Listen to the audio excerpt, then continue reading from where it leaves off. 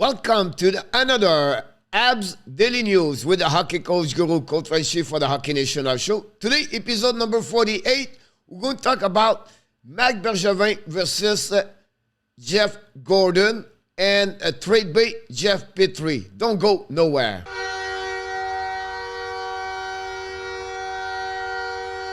Bucking up, my friend. We have a lot to talk about during the episode number 48. And let's talking about, first of all, Bergevin versus Gorton for the NHL draft. What they did, trade bait, Jeff PETRY. We have a big news for Jeff PETRY. Two more teams going to be on the list for him.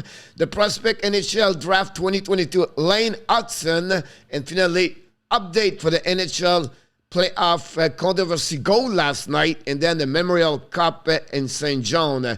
First of all, guys, this is what Bergevin did during his draft. I'm not to talk about all the things like that from the 2013 to 2021, but what I can mention to you, if you look about his draft, trade is been always to go to down each time. So example, he will trade the third round pick, 65 overall, and then he will try to get two pick round number 5 and also round number 6, or it could be the following year. That's what's been Marc Bergevin during his time, so you can looking about each year what he did. On the flip side, Bergevin also, when he make trade, the player he lose the most drafted by opponent team are Mackenzie Weegar, Michael Bunting, Olivier Rodrigue, Alex DeBrincat, and Samuel Fagemo. In return for all the draft rate he did during that time, Montreal got Caden Primo, Jordan Harris, Raphael Harvey-Pinard, Matthias Norlander, and the goaltender Jacob Dobez. For the Jeff Gorton area, you have to split him on two teams. The Boston Bruins, he did two trade at the draft, and including the biggest one between Andrew Raycroft versus Tuukka Rask. And then New York draft trade he did from 2016 to 2020. That give you an idea what he did. And the biggest one, I'll be honest with you, is the 2018, what he applied the first round pick for the Boston Bruins and the second round pick from the Devils to get a Senator 2018 first round pick. And if you look about what he did during the with the two team, that gave him in return, he gave the player other team took Jacob Bernard Tucker for the Ottawa Senator and Jonathan Tikonik. In return, look what Gorton did.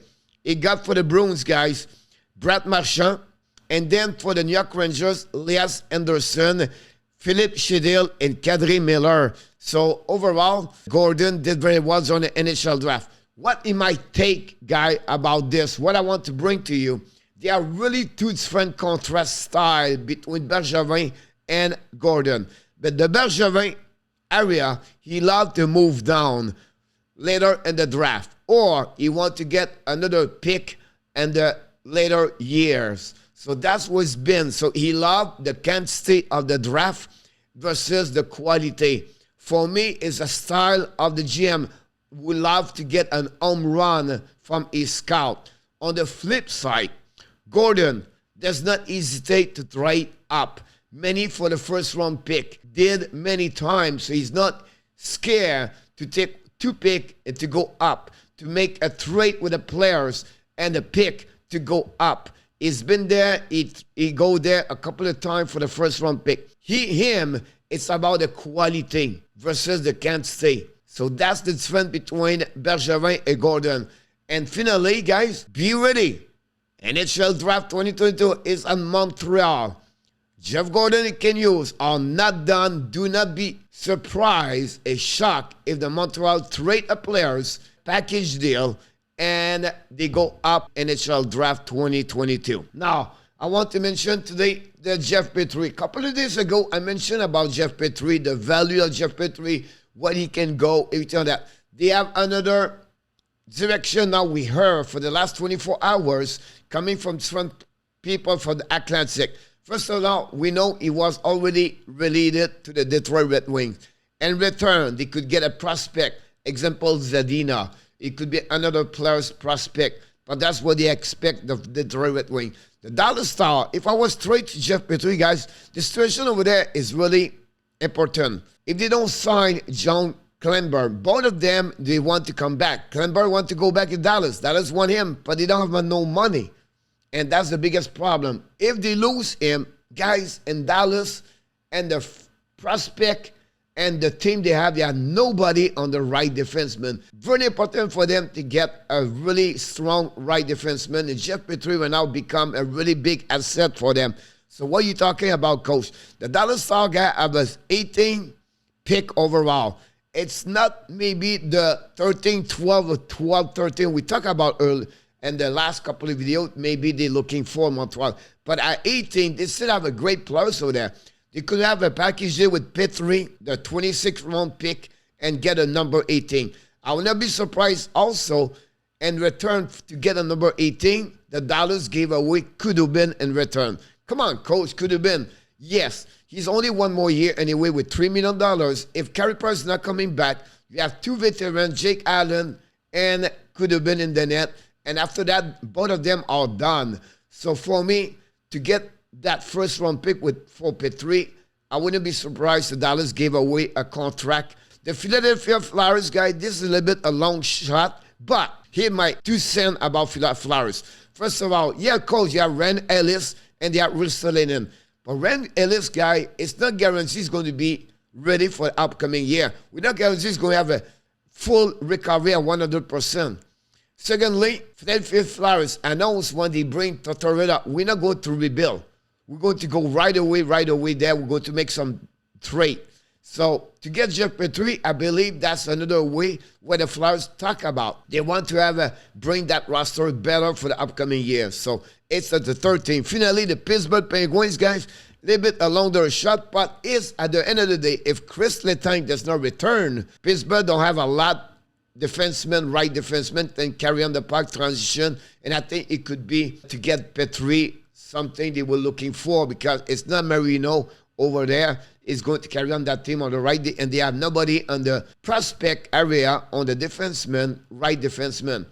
And return Montreal, I would not be surprised to maybe get the number 21. It's only 5 down, but that would give Montreal guys 3 pick, first round pick in 2022. That's not bad. And they could also get Kapanen at some point, because Pittsburgh is going to give away Kapanen. Is going to be a RFA at 3.5. That's something Pittsburgh could look. So this could happen. Remember, he still have 3 years at $6.2 million, Petry. And then he did, guys, 20 points in the last 27 games under Martin St. Louis. He produced.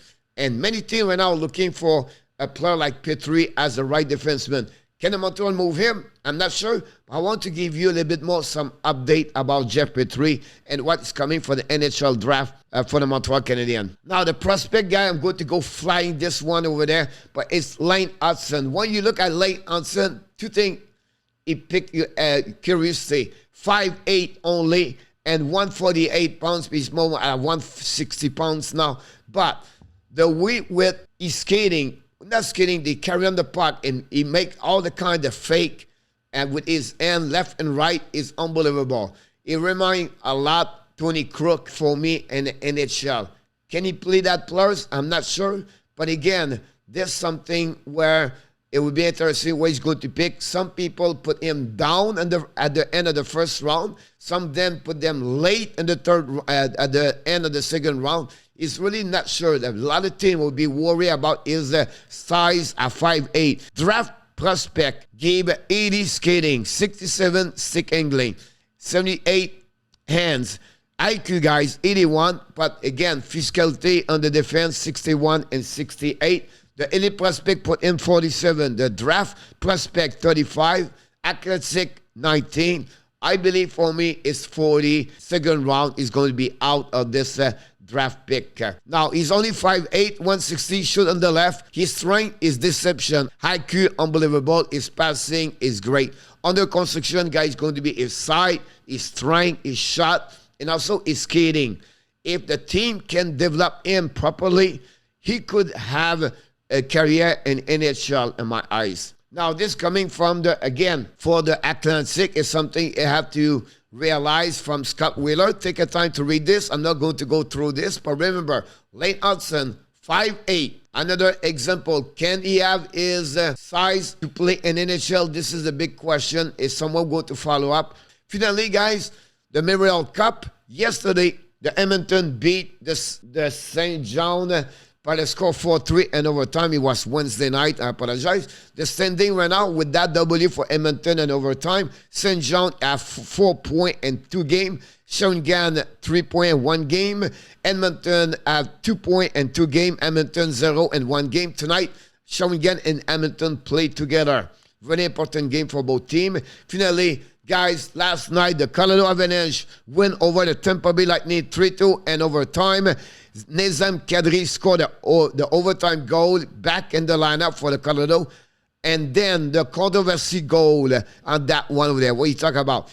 Look like you have penalty for the Colorado. Too many men on the ice. But any referee or linesman see this. Kadri jumped on the ice. One McKinnon was too far for the bench. But again, Colorado scored that play, and it was a lot of controversy talking about this goal after the game. Finally, game number 5, Friday night, and Colorado take the lead right now, the series 3-1.